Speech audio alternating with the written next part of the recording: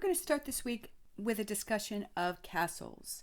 We probably should have covered this last week, since the author of our book discussed castles in chapter 10, but since we didn't do it last week, we'll go ahead and do it this week. And it's probably just as well that we do it this week, since our reading in chapter 12 is going to lead us into a history of the Crusades and the different ways that medieval warfare was carried out. Remember that castles were originally fortresses. In order to discuss castles, I thought that we would focus on one castle that was built soon after William the Conqueror took over England in 1066, Arundel Castle. The original castle or fortress at Arundel was what we call a motte and bailey castle. It was actually built during the time of Edward the Confessor. And a motte and bailey castle is one where a tower or a keep is built on a high place, whether it's a natural high place or a man-made high place where they brought a bunch of dirt in to artificially create a high place. And then a large level area was located below the motte. All of this was surrounded by what we call a palisade. The original motte and bailey castle was given to Roger de Montgomery by his cousin, William the Conqueror, in 1066. Roger was a Norman nobleman who helped William the Conqueror invade and eventually conquer England. According to some reports, he stayed behind in Normandy to watch over William's Norman lands faithfully during the actual conquest, and according to other accounts, he was actually there at the Battle of Hastings. Historians aren't sure which account to believe. Regardless, he was given the earldom of Shrewsbury and thus became the overlord of a vast amount of land in England. He added that to the estates that he already owned in Normandy. Here we see what is left of a statue of Roger Montgomery, Earl of Shrewsbury. Originally, an entire statue of Roger existed, but it was on display and ended up being accidentally destroyed. I imagine it was probably knocked over and crumbled into pieces. The rest of the statue was thrown away as waste, and the only reason we still have the bust of Roger is because someone who worked in the council office decided to squirrel the head away underneath a hedge. It was rediscovered decades later and put into the Shrewsbury Museum. Here we see Arundel Castle from a different angle, and you can see the keep and the curtain wall. Remember from your reading that the keep was the strong tower or the fortress inside the castle walls. It was considered to be the last retreat when the fortress's other defenses had failed. And the curtain wall was simply a stone wall that connected one tower to another tower within the fortress. Here we see another view of Arundel Castle, and you'll notice that the type of keep built there is the type that we read about called a shell keep. Remember that a shell keep was just a shell of stone around the inner wooden tower that originally would have been there. Shell keeps were used when the motte was a man-made motte, because an entire stone structure there, an entire stone tower, would have ended up sinking into the ground. In addition to shell keeps, recall that there were hall keeps and tower keeps. Recall that the hall keep and the tower keep were actual structures or buildings made out of stone, and the difference between the two would have been that the hall keep would have only been 1 or 2 stories high, whereas the tower keep would have been several stories high. Here we see the battlements of Arundel Castle and another view of the battlements. Recall that battlements were defensive walls that lined the tops of the towers. They included regular gaps that allowed the castle's defenders to fire down on their attackers. Here we see the gatehouse and the portcullis. The gatehouse was a structure, if you recall, that protected the weakest point of the castle's defenses, its gates. Most gatehouses had two gates, an inner one and an outer one, that were connected by a long, narrow tunnel lined with arrow slits and murder holes. The gatehouse at Arundel Castle is an earlier example of one, and so it doesn't have the double gate. It only has a single gate, and so it would not have had the murder holes or the arrow slits. Here we see an up-close view of a portcullis. And as you can see, a portcullis was the heavy latticework gate that opened and closed by sliding up and down in vertical grooves in the gatehouse walls. Here is the system of chains that are used at Arundel Castle to raise and lower the portcullis. In addition to these defensive structures, many castles had what we call arrow slits. Here we see a picture of an arrow slit. It gives just enough of a view for an archer to be able to look out and poke his arrow through the slit and let fly the arrow, and gives him a lot of protection from being retaliated against. And here is an example of a gatehouse that has murder holes. Remember that murder holes were used to either throw rocks or debris on any attackers or to pour hot water or hot oil down through the holes on top of them. Here's one last look at Arundel Castle. Again, we have the motte, the high raised area, and the bailey, the lower level area that, as you can see, has become a courtyard. As a reward for his faithfulness to William the Conqueror, Roger de Montgomery was given nearly all of the area that we now call West Sussex. In fact, he was given 83 manors in the area around Arundel and another 1,071 estates in Shropshire. He was the first Earl of Shrewsbury, and in 1083 he founded Shrewsbury Abbey. I mentioned when I was introducing William the Conqueror several weeks ago that being taken over by the Duke of Normandy and by his supporters who spoke Old French changed the English language permanently. We're going to watch a brief video discussing the change that took place after 1066, and then we're going to discuss the names of some professions that we get from Old French.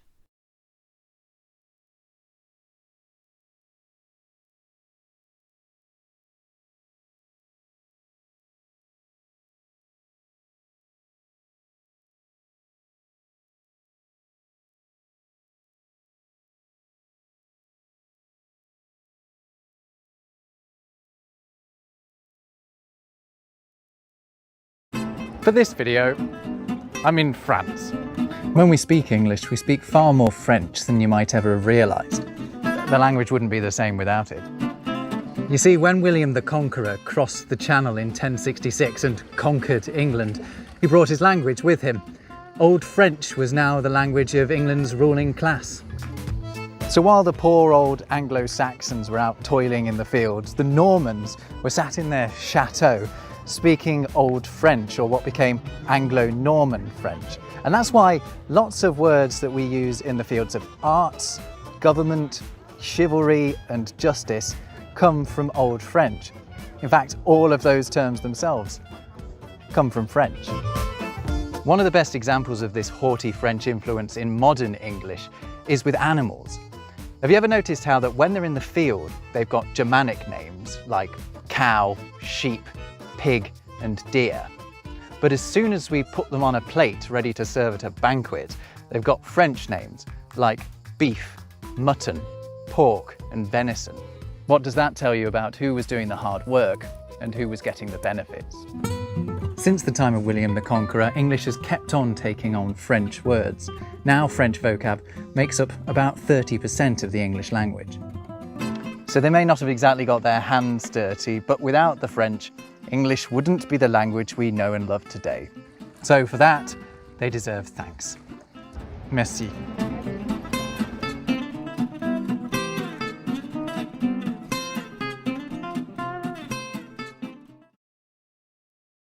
The video mentioned that 29% of modern English comes from Old French.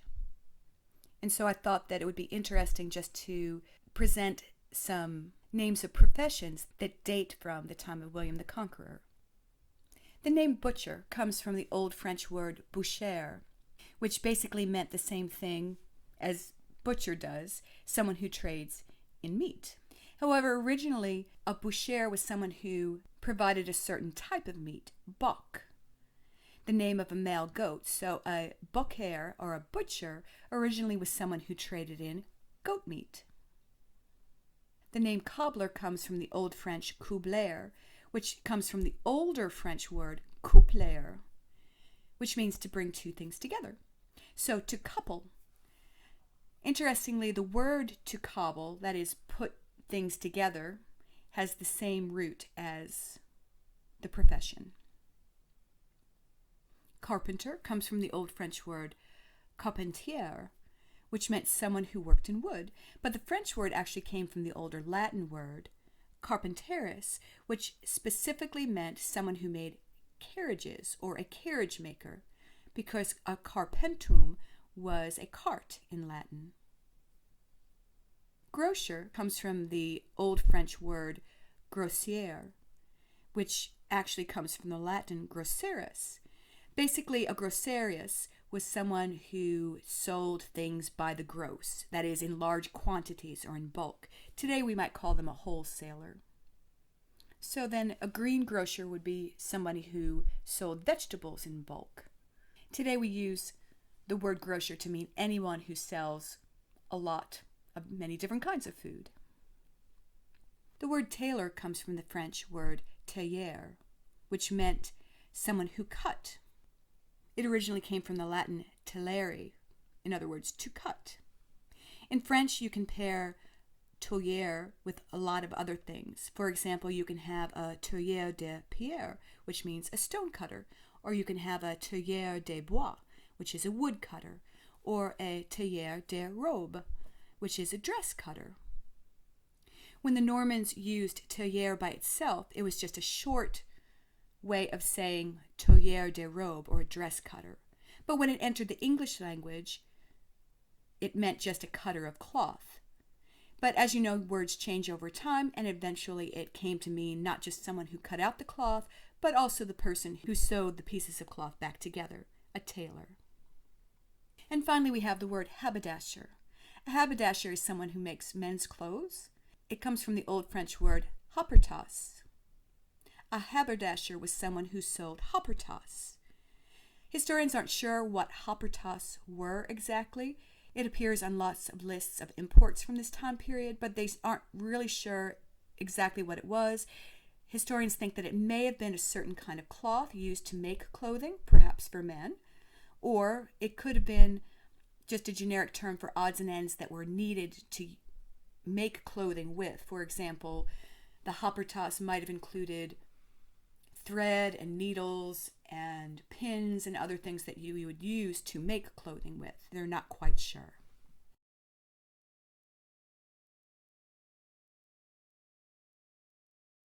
Moving on to the reading from this past week, we see here a map of how Europe would have been politically divided around the year 1071.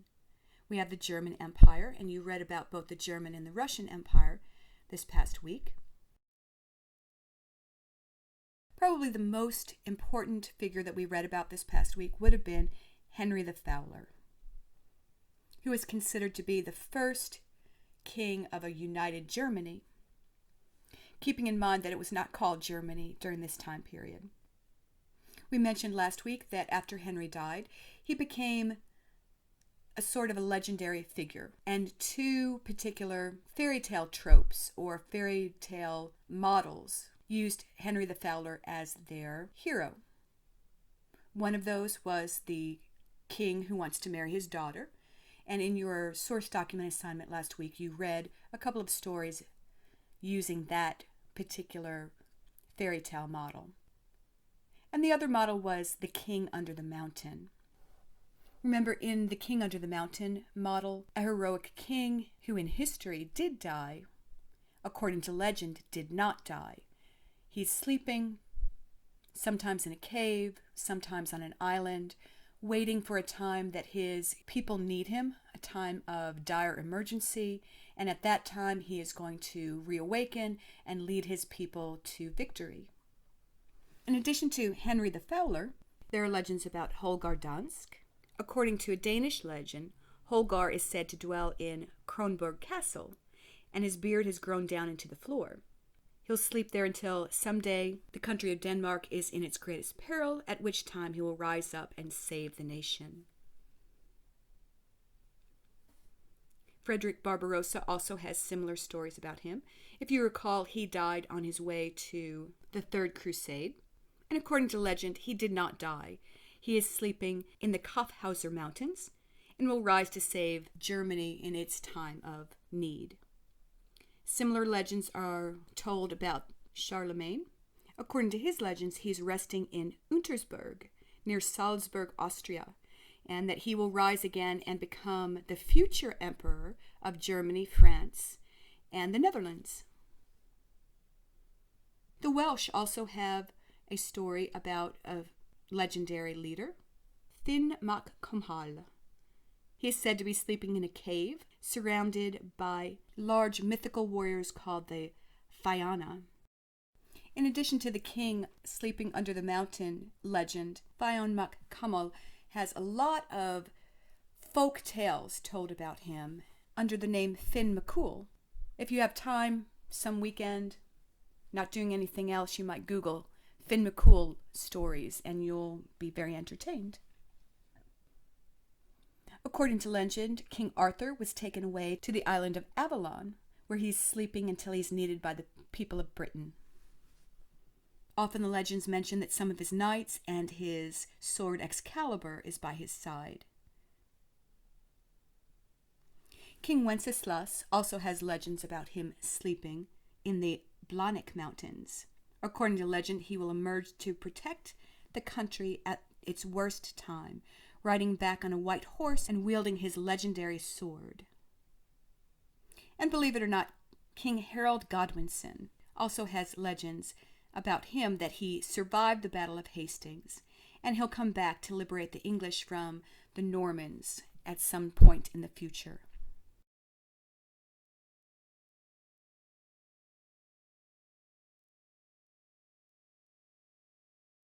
In addition to Germany, we also read about Russia this past week. The key figure to remember from the founding of Russia is Vladimir the Great. Vladimir the Great was the first Russian king to convert from paganism to Christianity. Remember that according to legend, in about the year 987, he decided that he was not satisfied with the old pagan religions, and so he sent out ambassadors to learn more about each of the four major religions that surrounded the Rus at the time: Islam, Judaism, Western Christianity, and Eastern Christianity. He was supposed to have rejected Islam because the Muslims banned drinking alcohol. He's said to have thought that the Rus would not be able to exist without the pleasure of drinking alcohol, and so he turned to Judaism. According to the legend, he rejected Judaism because he decided that God must have abandoned the Jews when they lost the city of Jerusalem. Any religion that couldn't defend its own homeland, he reasoned, was weak and useless. In addition, he rejected Western Christianity. That would have been the Christianity of the Germanic people and the Italian people, those who were under the authority of the Pope.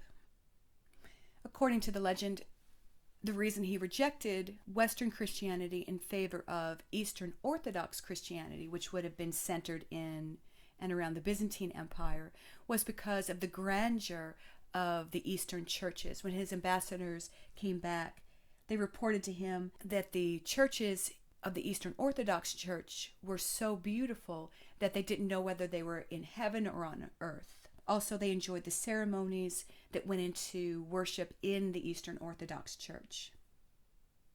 And so it's interesting to note that he didn't reject any of the other religions based on their truth or their list of beliefs, that it was more on feelings.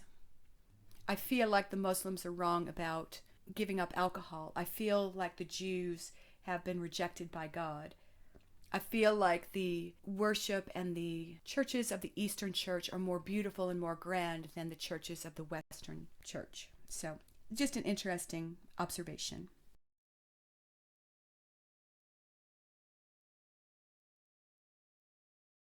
One thing that I want you to notice from the year 1071 to the year 1092 is how the borders of the Byzantine Empire change. During this time period, the Sultanate of the Seljuk Turks was expanding, and they were able to conquer land that had belonged to the Byzantine Empire over this 20-year time period. The expansion of the Seljuk Turks was one of the things that sparked the First Crusade.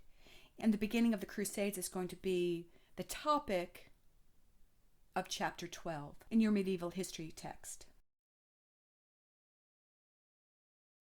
If you'll turn to the map, we'll go ahead and get that filled in now. And that should give you some context as you read about the Crusades in this next chapter. We'll start by filling in the major waterways. If at any point I'm going too fast and you need to pause the video, just go ahead and do that as you fill in your map. We'll start by filling in the Atlantic Ocean and the Mediterranean Sea, the Red Sea, the Black Sea, and the Caspian Sea.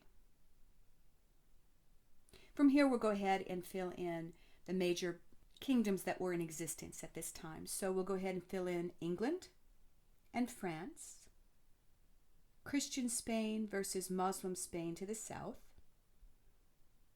the Holy Roman Empire, which later would become Germany, the Byzantine Empire, and the Empire of the Seljuk Turks. The Islamic Empire we're going to label in Northern Africa. In reality, it was several sultanates across Northern Africa, but it was all under Islamic rule at the time. Now we'll go ahead and fill in the names of the major cities that are going to be critical when you're reading about the Crusades. We'll start with the city of Clermont in France, and you'll be reading this next week about how the Pope gave a very famous impassioned speech in the city of Clermont in order to start the First Crusade. We have the city of Venice, which was a stopping off point for many crusaders. The city of Zara and Rome and Constantinople. We have the city of Nicaea, Edessa, Antioch, Damascus, and Acre. Then finally to the south is Jerusalem and Cairo. After the First Crusade, small principalities and duchies were established by the victorious crusaders. We're going to go ahead and fill in the names of those areas, also known as the Crusader states. So to the north was the county of Edessa. A count was put in charge of it, and so it was a county. The principality of Antioch was to the south. A prince was established there, and so it was a principality. The county of Tripoli, and finally the kingdom of Jerusalem. You'll be reading about the first king of Jerusalem and how he did not want to be called a king in your reading this next week. Don't forget, as you're doing your map, to go ahead and shade in blue the waterways.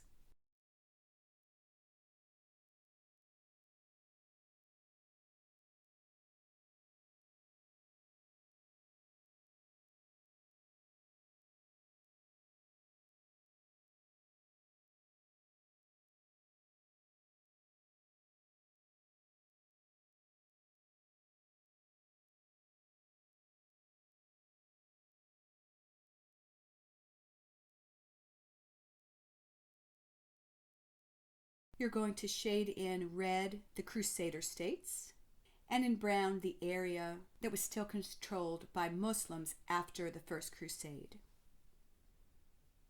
And finally, you were asked to trace the pathway of the First Crusade. And even though it started in Europe, I'm going to go ahead and start it in Zara, just because you had crusaders coming from all over Europe, and then they sort of converged in the city of Zara, made their way to Constantinople, where they converged again, made their way to Nicaea, and then finally to Edessa.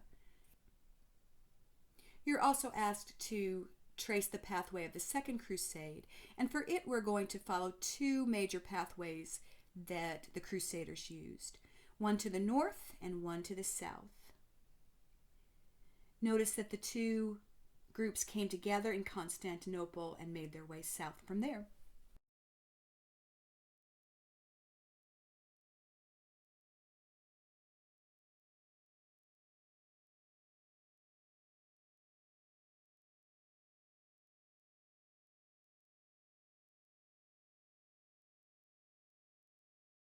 We'll go ahead and start on the pre-reading activity now.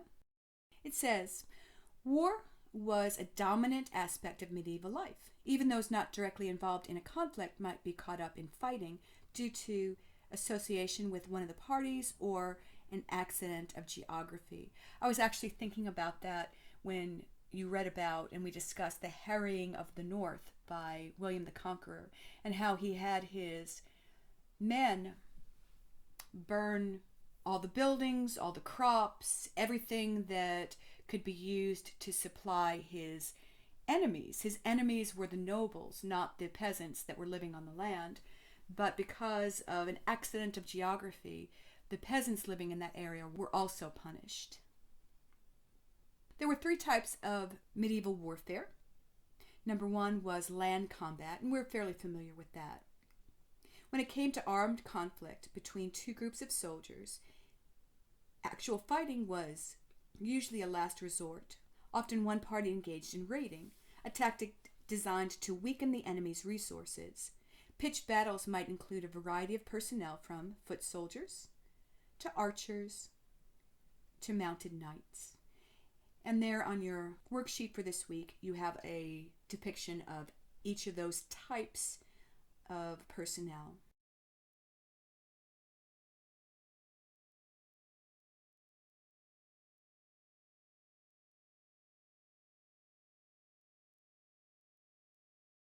Although some battles were little more than free-for-alls, several major armed conflicts in the medieval world were decided by shrewd military strategy and tactics.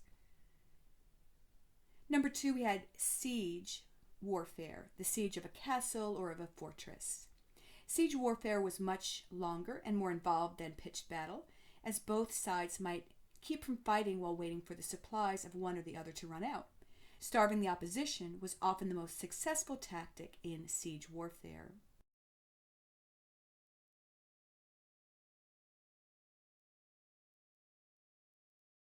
As was convincing the opposition of the abundance of one's own resources. Special equipment such as siege towers, ladders, catapults, and trebuchets were necessary to mount an attack on a castle, a fortress, or a walled city. And you can see on your worksheet you have a depiction of several of these war machines.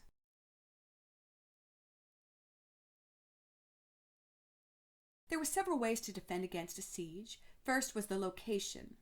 The location of the castle could be an important defense. Castles located near or over water could hold out longer than those not located near or over water. Multiple concentric walls also served as a defense, since defenders could fall back into the inner walls if they were needed. Thick stone walls with arrow slits, murder holes, and death traps were also important defenses. Many castles had moats dug around them, which could be filled with spikes or with water. And here we see what a murder hole might have looked like. Notice that it is a pit dug. It would have had either wooden spikes or metal spikes down at the bottom. But in addition to that, they could have also set up a system of spikes that these were meant to deter the cavalry from getting close to the foot soldiers. Also, the invention of caltraps. Caltraps were metal spikes that you could throw out in front of the cavalry, and it would lame the horses.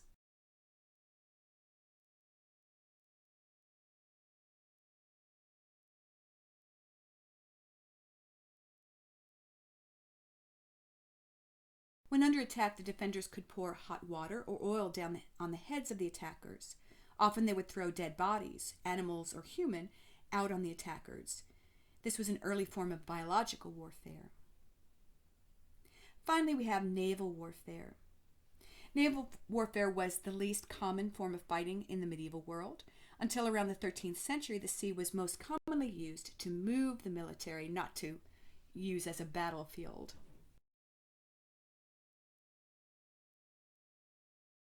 Battles, when they did happen, resembled pitched battles on land with two boats side by side acting as the battlefield. Medieval developments in military technology and weapons would alter the way war was waged. The single most important development was the stirrup. Developed in the 8th century, it made mounted cavalry much more efficient and deadly. For most of the period, the armed, helmed, and mounted knight on horseback was one of the most formidable weapons in the military arsenal. The longbow played a significant role in English victories during the 100 Years' War between England and France. By the end of the Middle Ages, gunpowder and long-range cannons combined to render knights on horseback obsolete. Here we see a medieval artist's depiction of an early cannon. We think of cannons as being more modern, but once gunpowder was invented and imported from China, military inventions and use of gunpowder was fairly inevitable.